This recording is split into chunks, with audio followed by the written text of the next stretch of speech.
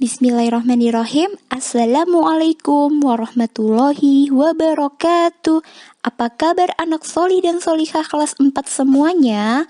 Semoga kalian semua dalam keadaan sehat, tetap bersemangat, dan selalu dalam lindungan Allah Ta'ala. Amin.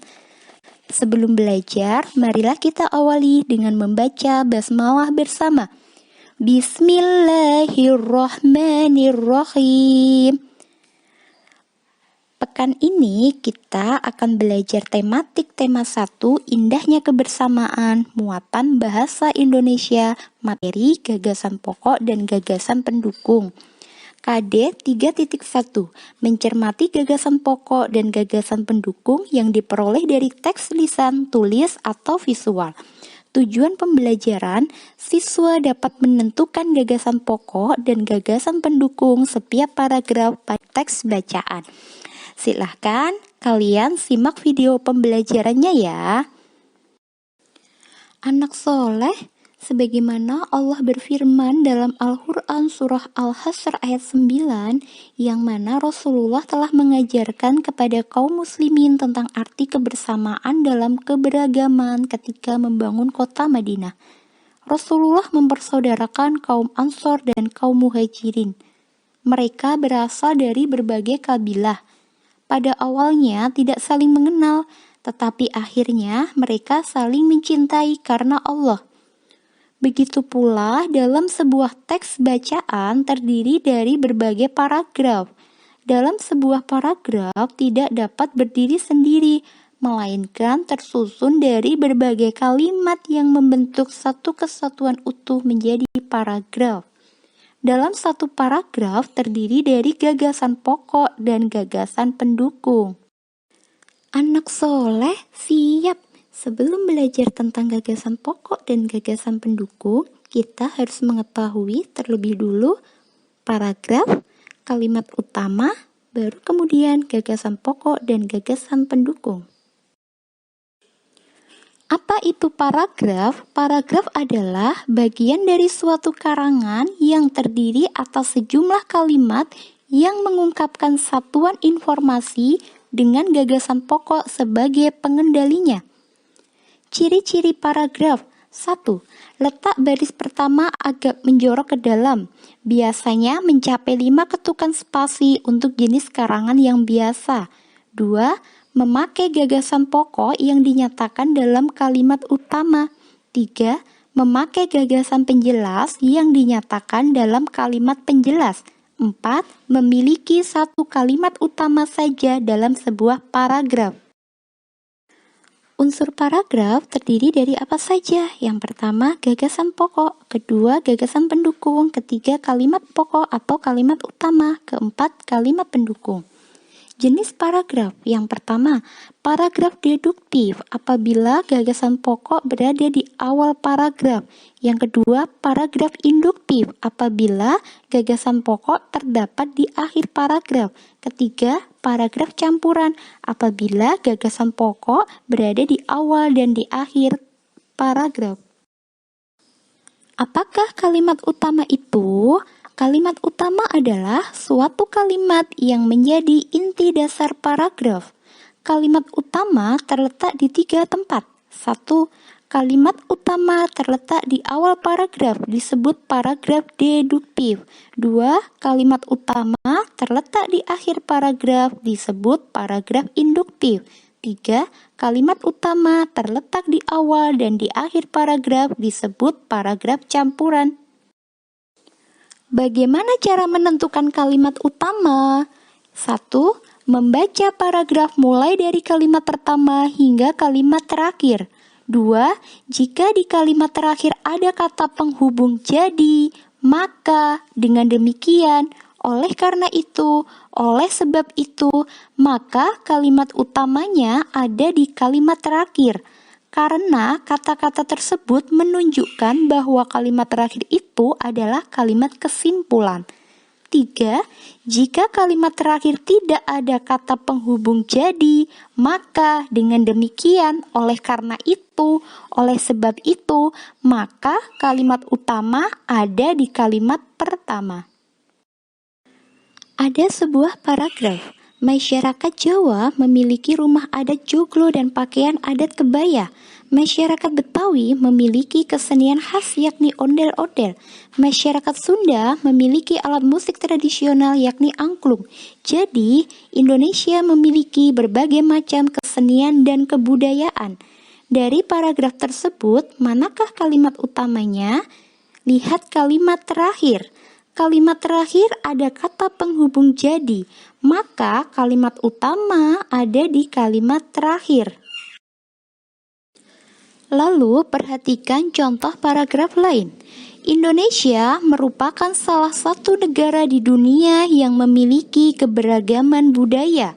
Negara Indonesia memiliki banyak suku, ras, dan budaya yang sangat beragam. Keberagaman di Indonesia disebabkan karena Indonesia berupa negara kepulauan.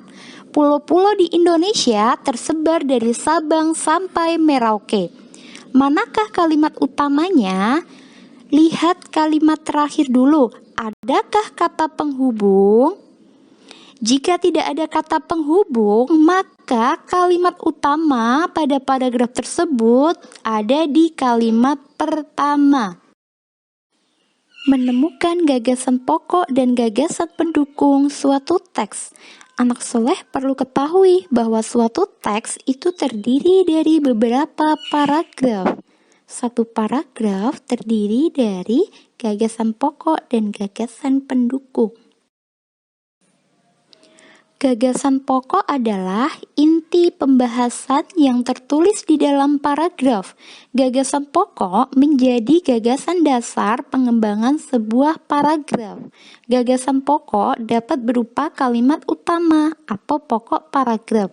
Maksudnya, gagasan pokok bisa berupa seluruh kalimat utama secara utuh, bisa juga hanya sebagian dari kalimat utama. Gagasan pokok disebut juga ide pokok, gagasan utama, atau pikiran utama. Sedangkan gagasan pendukung adalah uraian atau tambahan informasi untuk menjelaskan gagasan pokok.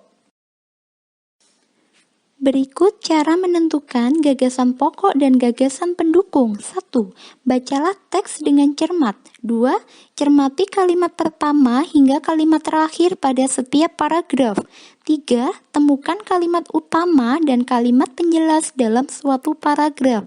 4. Tentukan gagasan pokok dan gagasan pendukungnya. Sekarang kita tentukan gagasan pokok dan gagasan pendukung dari paragraf berjudul Pawai Budaya. Pawai budaya sangat menarik bagi warga Kampung Babakan. Pawai ini selalu menampilkan keragaman budaya Indonesia. Udin dan teman-teman tidak pernah bosan menanti rombongan pawai lewat. Tahun ini mereka datang ke alun-alun untuk melihat pawai tersebut. Kakek Udin pun terlihat sabar menanti. Terdengar suara gendang yang menandakan rombongan pawai semakin dekat. Kita cari gagasan pokoknya. Untuk menemukan gagasan pokok, tentukan dulu kalimat utamanya. Kalimat utamanya adalah pawai budaya sangat menarik bagi warga Kampung Babakan. Ada di kalimat pertama. Gagasan pokoknya, pawai budaya di Kampung Babakan. Lalu, gagasan pendukung pada paragraf pawai budaya adalah terdapat pada kalimat kedua hingga terakhir. Sekarang, bacalah teks berikut dengan cermat. Batik merupakan pakaian tradisional Indonesia. Batik dihasilkan dengan cara dilukis atau dicetak menggunakan malam. Seiring berkembangnya waktu, batik tidak hanya ada di Pulau Jawa.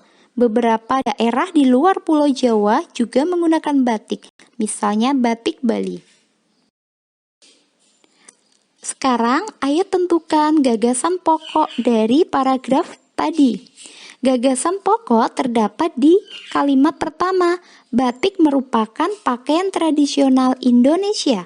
Sedangkan gagasan pendukungnya terdapat pada kalimat kedua, ketiga, dan keempat. Menyajikan gagasan pokok dan gagasan pendukung dalam bentuk peta pikiran. Gagasan pokok dan gagasan pendukung dapat disajikan menjadi peta pikiran. Peta pikiran merupakan cara menuangkan informasi yang diperoleh ke dalam bentuk diagram. Contohnya seperti di samping. Tadi kita sudah membaca sebuah paragraf yang mana gagasan pokoknya berada di kalimat pertama yang berbunyi batik merupakan kain tradisional di Indonesia. Itu bisa diletakkan di atas. Kemudian gagasan pendukungnya ada 3 kalimat yang terdapat pada kalimat kedua, ketiga, dan keempat. Bisa diletakkan di bawahnya seperti itu. Terima kasih Ananda Solihah sudah menyimak video pembelajaran muatan bahasa Indonesia di tema 1 materi tentang gagasan pokok dan gagasan pendukung. Semoga dapat dipahami dan ilmunya berkah bermanfaat. Amin. Ananda Solihah tetap semangat beribadah, semangat belajar, membantu orang tua, dan tetap jaga kesehatan ya. Mohon maaf jika ada kekurangan. Kita akhiri dengan membaca hamdalah bersama. Alhamdulillahirabbil alamin. Sekian, wassalamualaikum warahmatullahi wabarakatuh.